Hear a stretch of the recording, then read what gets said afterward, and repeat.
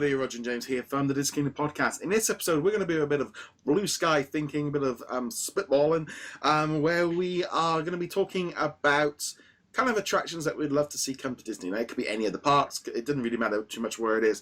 What franchises we'd like to see kind of maybe looked at the parks. So I'm going to be honest, the minute like James messaged me this morning and said like, what about this idea? My mind went instantly to the animal kingdom, to Wakanda. That was exactly where my mind just went straight to. I'm just like, you could build Wakanda, you could build an area, you could build a couple of attractions, you could build like a train ride going through the tunnel with the vibranium, and you could have a mountain inside of it, and you could have a chase off with a rhino or something like that. And it's just like you could put Wakanda in it. Doesn't slide under the Marvel rule with Universal. It was, the biggest movie, one of the biggest Marvel movies of all time. So Disney are going to be sitting there going, "Yep, tick. That's, this is a major kink." And I just felt instantly like the Animal Kingdom would just fit right in with Wakanda. I have to admit that now that you say that, I'm kind of kicking myself for not coming up with that one too. There's so many possibilities for that. Yeah. You could take the safari and theme it Wakanda. Obviously, keep the animals, but you could have like Shuri or somebody near. Killmonger Safari. That's a different ride. You could take the dinosaur ride. You could take the entire dinosaur land and turn it into Wakanda, like you were talking about. Dinosaur escaping the train, that kind of thing. So, yeah, I agree with this one. Wakanda would actually be a great addition to Animal Kingdom. Disney, Disney, any ideas that we give you from this, we are giving you free of charge. We're not going to charge royalties. Yeah. So one of the things that I would pick is perhaps Sword in the Stone. So now the Sword in the Stone does exist at least at Disney World. I can't remember if it exists in any of the other parks, but it's just literally the stone with a sword sticking out of it, and it's right in front of the merry-go-round. So Paris as well has it as well. I would assume so, but I haven't been to Paris, so I can't speak to that. But you can try to lift the sword out, and if you pull it in the right way, it'll kind of jiggle a little bit, and that's about it. But I feel like with Merlin, with that iconic story, they could probably do some sort of narrative ride with it, something very iconic, him pulling the sword out and doing the pose and all that stuff.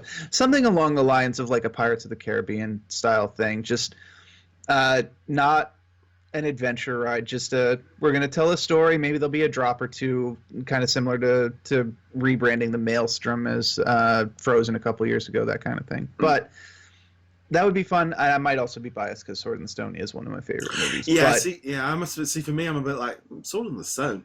That's like. It's like for me, it was always that. To me, it was like the lame Disney movie that you used to get on as a kid. Course. That was a bit like, I suppose it's a Disney movie, but it was never. It didn't really have any action. It was just like, it was just a blah, blah, blah, blah, and it's over. And I'm like, okay. That's why I would do it as a narrative ride rather than a thrill ride, because you don't really have like the dragon chase, and also obviously it's a very different experience to have grown up in the UK versus America, where the story is a little bit different. Yeah, King Arthur's we've had that to death. It's like, whatever. Of course. That's why let's bring in the Transformers. Let's bring it up to date with Arthur. A bit more realistic.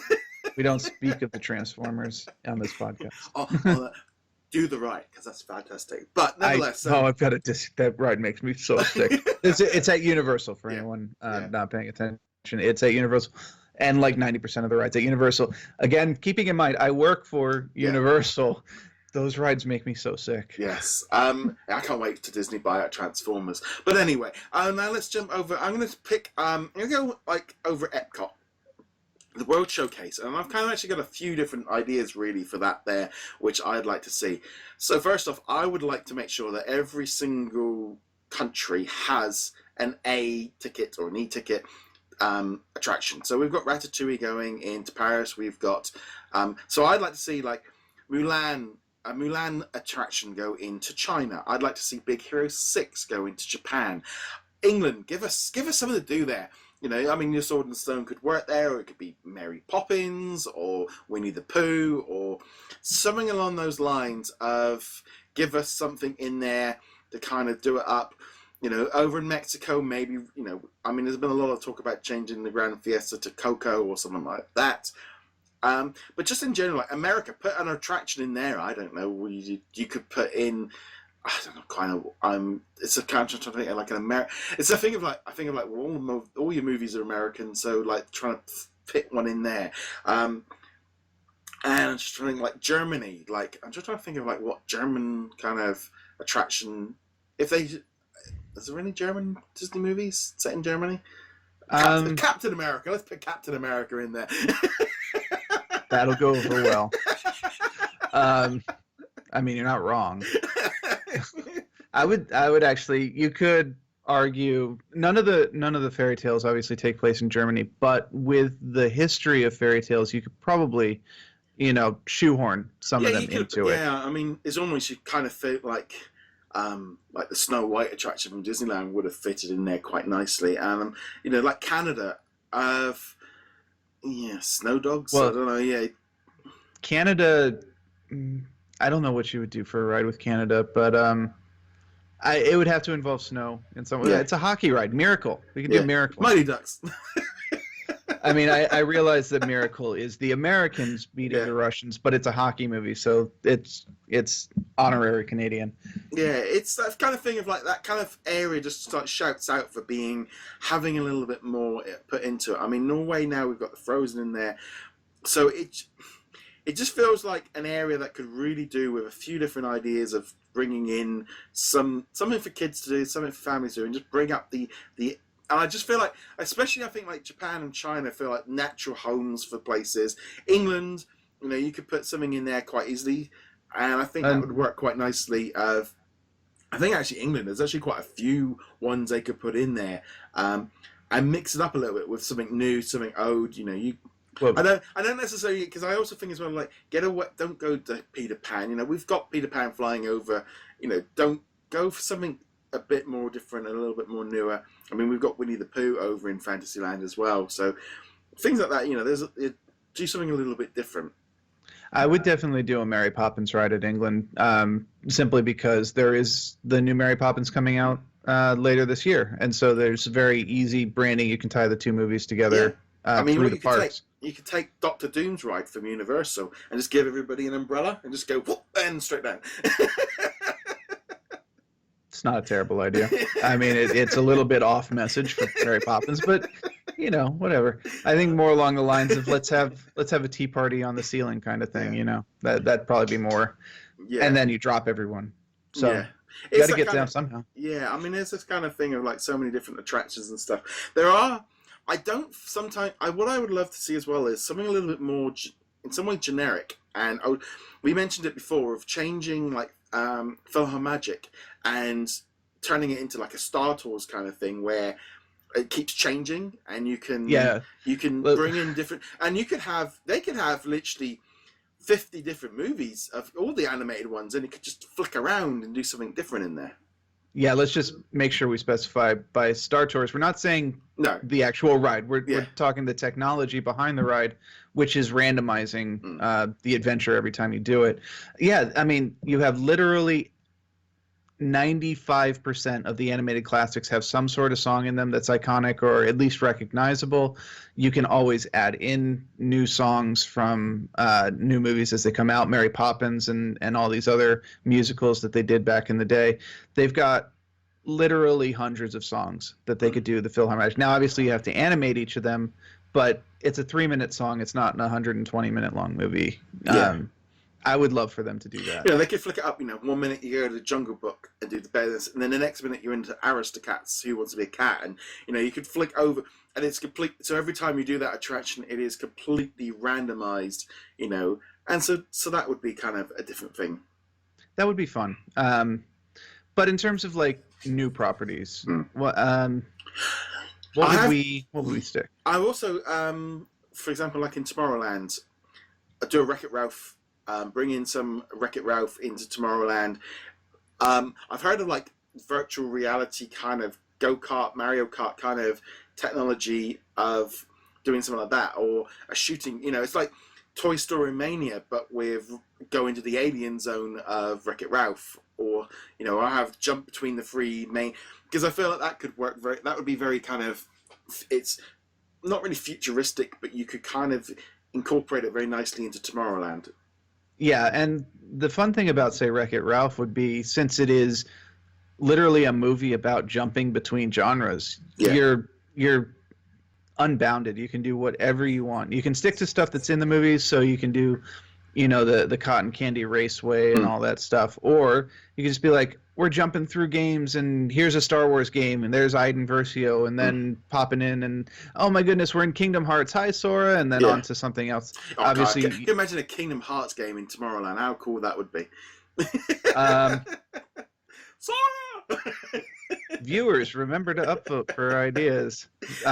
Honestly, I would want to be able to kick Sora, but that's another matter entirely. Give us Aqua. Aqua's a much better hero.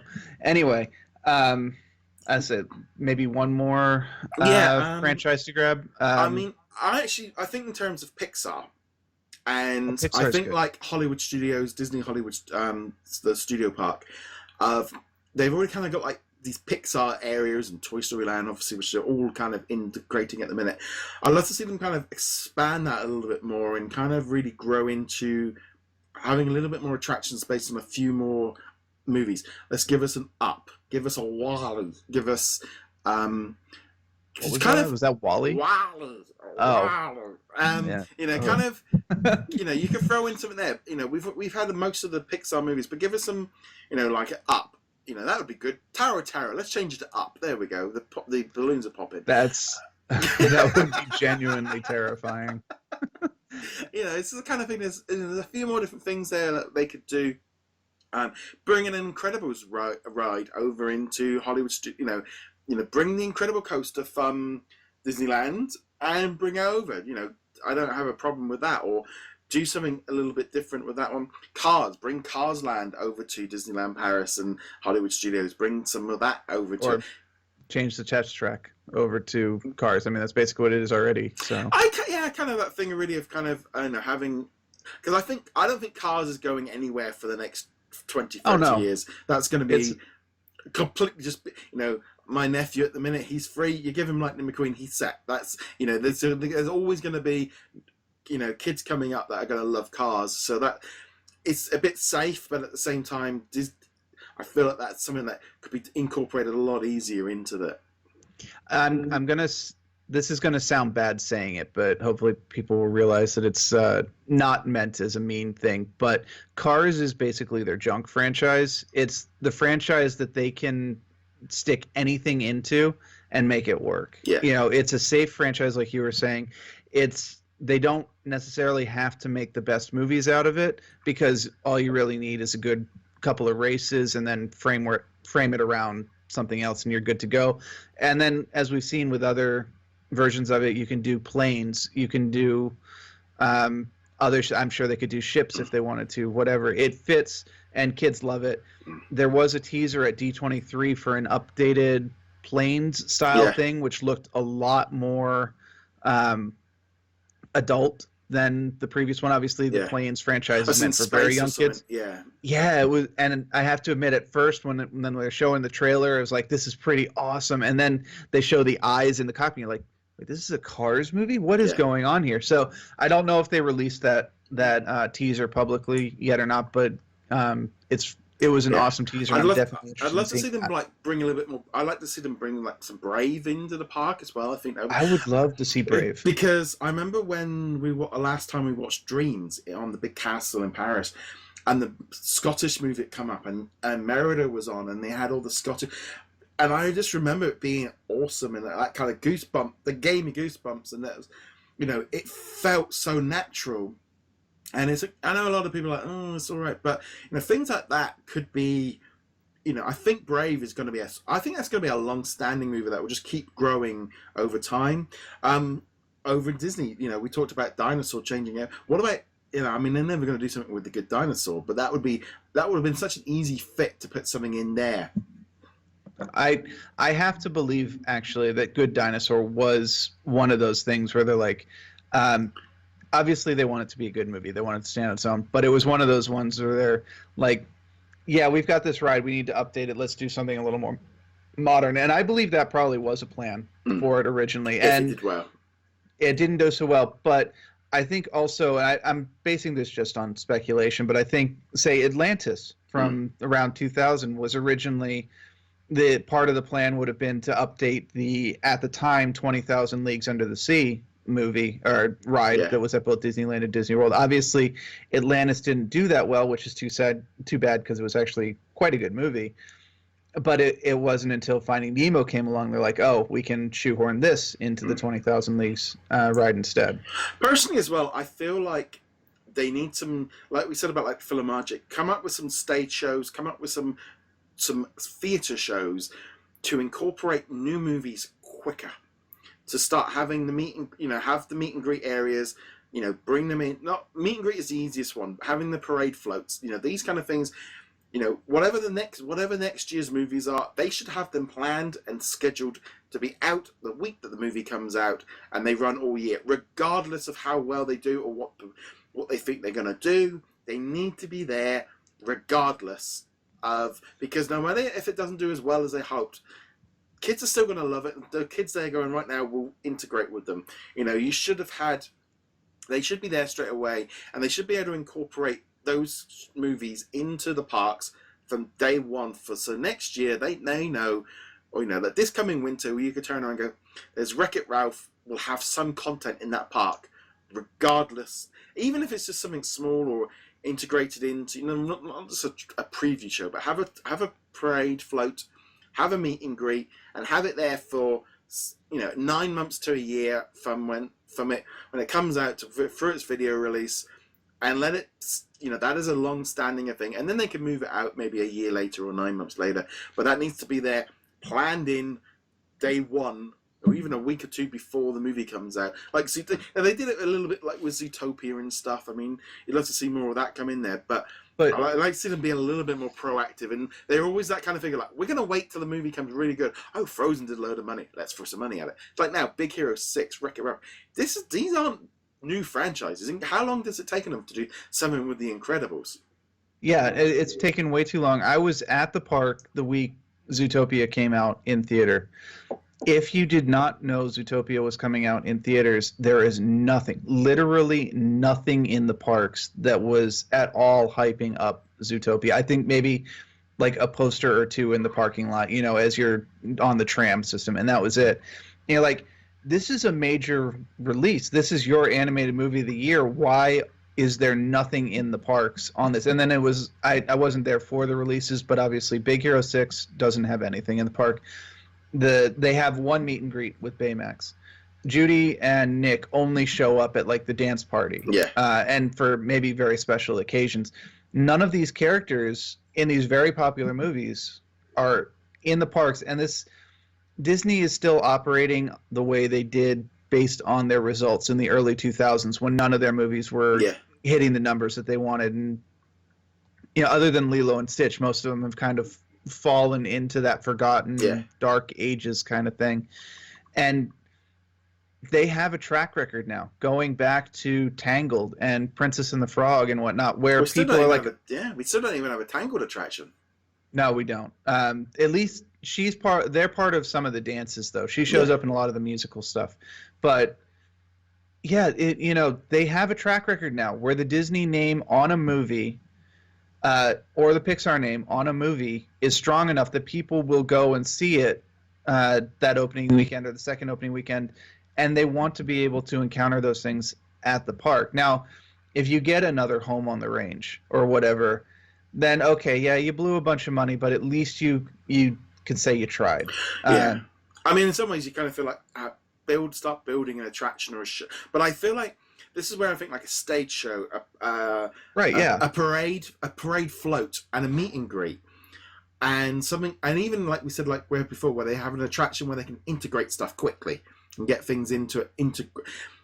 Build that into the plan so that if say a movie bombs, the you've not gone and built a massive Pandora world. You know, you don't need to go to that extent, but have an attraction where you can integrate, you know, something into it, and you know, it's like you say, you have a 3D show or an attraction where you're jumping through worlds. A Kingdom Hearts, say Kingdom Hearts, so Sora, you're jumping into the different worlds, and suddenly then you arrive at Incredibles 2.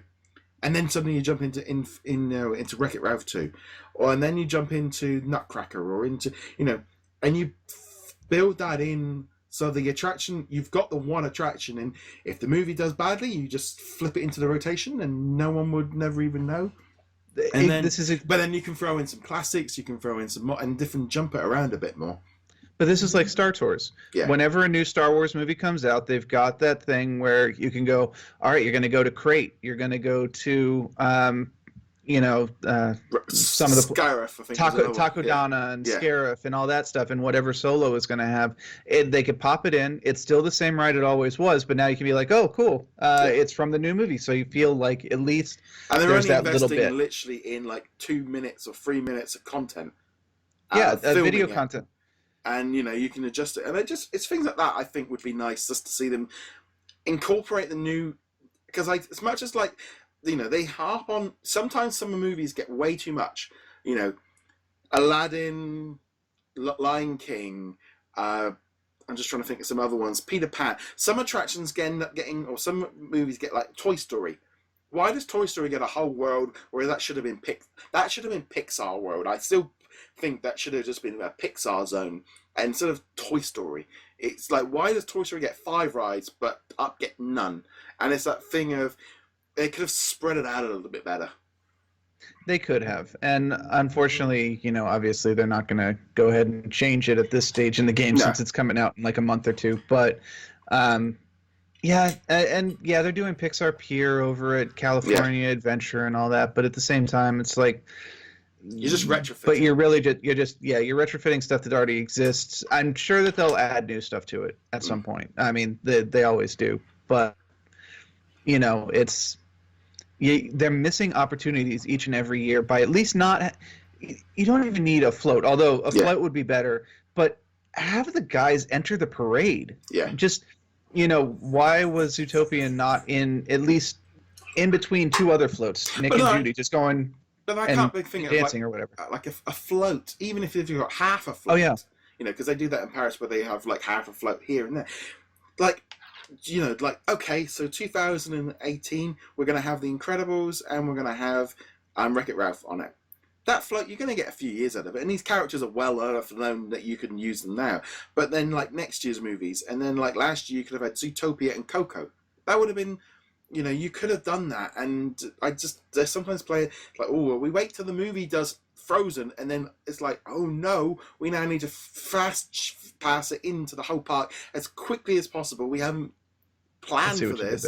And just kind of I don't know. But all right, so one final thought, which is Disney is doing a lot with the projections onto their rides. Tower of Terror has projections. The castle at Disney World has projections. Disneyland the castle's a little too small for it, but you know, they've got buildings with projections.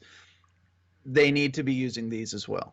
You know, with Wreck-It Ralph 2 coming out, you can easily do a projection thing where he wrecks the castle. You know, I mean, they already do it a little bit in one of the night shows. I can't remember which one, maybe Dreams, but they could do a whole thing right around the time Wreck-It Ralph 2 comes out where, you know, it's like a minute-long segment of him destroying the castle and Fix-It Felix is trying to repair it, and you know, Vanellope is, you know, egging them on in the corner. Yeah. It's a very relatively simple. Yes, they've got to animate it and get the sounds and all that stuff, but relatively simple compared to, say, a full ride or attraction or anything. You know, it's not a thing, kind of difference of like not building a new land or a new attraction. These are like small little things, and I think that's going to be the best note really kind of end this on. What do you guys think? What do you think? Let us know in the comments below, or get in touch with us on social medias. You can like, follow, and subscribe on whichever video or audio platform you are watching or listening this on. You can go find us over at Patreon as well and help us keep the lights on, and for as little as $1 a month. And finally, James, where can they find you? Find me at heroiclegacy.com. And guys, thank you very much for joining us. We'll be back soon. Later. Ciao.